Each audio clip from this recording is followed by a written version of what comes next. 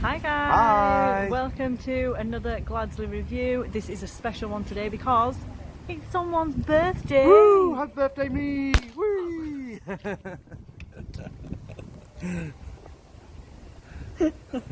That's a really good shot. Happy birthday, Chris! Yay! So for Chris's birthday he wanted to do something a little bit special movie wise. He wants to see a film called Hobbs and Shaw Yes. in 4DX. In 4DX, yeah. Can't wait for this one. The Rock, Jason Statham, cars, carnage, fun, Humour. suspend your disbelief. Been heavily trailed, so This you're is the one that's... to my annoyance, this is not a film I wanted to see this year. I'm sick of seeing the trailer. The trailer's been on about 500 times. The trailer lasts about 5 minutes long, which I feel like we've seen the entire film over and over again. It was really heavily plugged at London Comic Con, so it was in my face there as well. It's not something I'm really looking forward to, but I'm doing it because it's your birthday. We're doing it in 4DX, so at least I can get some kind of enjoyment out of it, even if I'm just moving around like this. So yeah, we're gonna go and watch it, and then we're gonna review it after for you. Yep. And yeah, let's go watch Hobbs and Shaw. Hobbs and Shaw.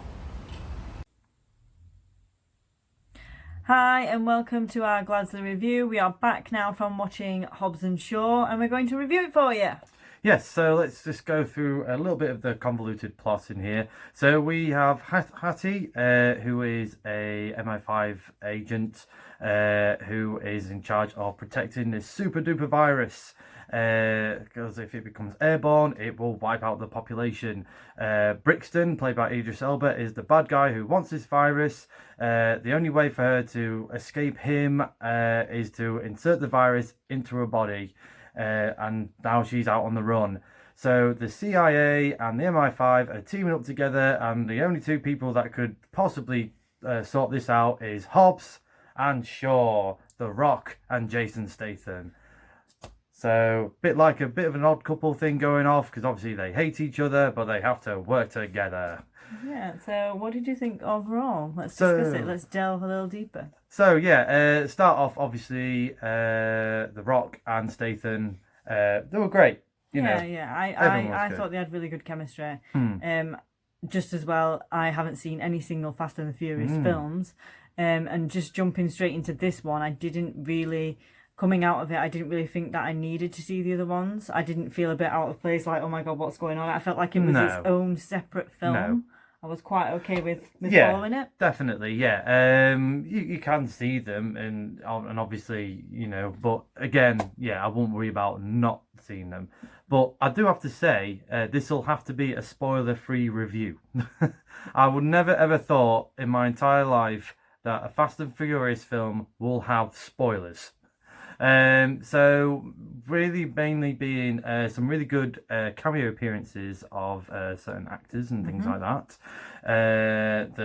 The action sequences was amazing, really. That was one of the top ones for me. Yeah, they were really good. They weren't believable. No. You looked at it and thought, come on, that would never happen. But I think they made it like that on purpose, so you actually knew that. It was like, yeah. And then after that, after it happened about 3 or 4 times, you kind of just went with it. And you was like, yeah, okay, it's not supposed to happen, but I'm just going to enjoy it anyway. Absolutely. They know how to pitch these films now. I think from Fast 5 onwards, I feel like either the producers, directors, creators, they'd looked at the Expendable movies and go, yeah, we kind of need to go down that direction, because if we kept being all serious, it's just going to fall flat and be awful. So I'm glad that they kind of take the mick out themselves. They know it's just a full-on action blockbuster. And yeah, I can imagine, like, because some of the stunt works, I'll just let you say, actually, the stunt works was really good. Yeah, the stunt work was amazing. It actually made you appreciate some of the things that these stunt people actually do and have to go through. A lot of that was quite visible in this. I was thinking, whoa, my God, these people must get paid a lot of money. Yeah, so as much as there was stunt work, there is a lot of CGI going off in there, and lots of different stunts with cars. I can imagine like a Mythbusters episode trying to do a Fast and Furious special on these, and I think it'll just turn to Jackass, because I think if they did it in real life, I think they'll all die. They were just, yeah, it was that ridiculous. But saying that, I was thoroughly entertained. I was really actually quite dreading this film. I think it dragged a little bit about 3/4 in. I was starting to get a little bit bored. I was thinking, is something going to happen?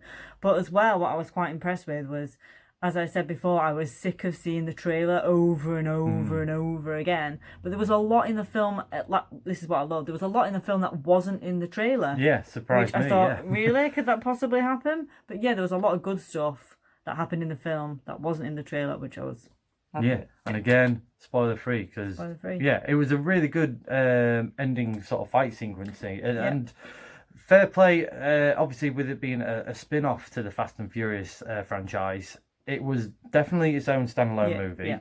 It was something new brought to the table, but still had the Fast and Furious feel to it, which was big thumbs up for me. Yeah, I agree with you. The pacing went a bit off in places. There was some bit of random editing, really. There was bits where there was some dialogue of like, "Oh, you should have left me for dead." We talked about this on the plane. No, he didn't. He didn't talk about this at all. So yeah, they're my sort of little negative bits. Yeah, it's a bit bad when you notice things like that. But Idris Elba did a really good part as well. The acting was really top notch. I like Idris Elba in anything that he's in. I do think he's in a bit like too much of everything these days. I'm like, I wish they'd tone him down a little bit. But yeah, overall the cast was great. I thought the story was okay. Just on par really for me. It wasn't as bad as I thought it was going to be, considering I didn't want to watch this film. So what would you rate it? I'm going to give this film a 6 out of 10. I enjoyed it. It was a good time. I think all you Fast and Furious guys are going to love it. But I don't think I'd watch this again. I'll quite happily watch this again. It's a good take your brain out film. I definitely give this a 7. This could have easily fallen on its backside, but no, I had a really good time, and watching it in 4DX as well was great. You know, some good sort of punches in the back, some good sort of like shaking around in the seats and stuff. So yeah, had a really good time with that. Yeah, definitely. Thanks very much for watching, everyone. Don't forget to like, share and subscribe. What do you think of Hobbs and Shaw, the new Fast and Furious spin-off? And let us know. What's your favourite Fast and Furious movie? Yeah, that'd be interesting to know. Let us know. Thank you very much. See you soon. Bye. Bye.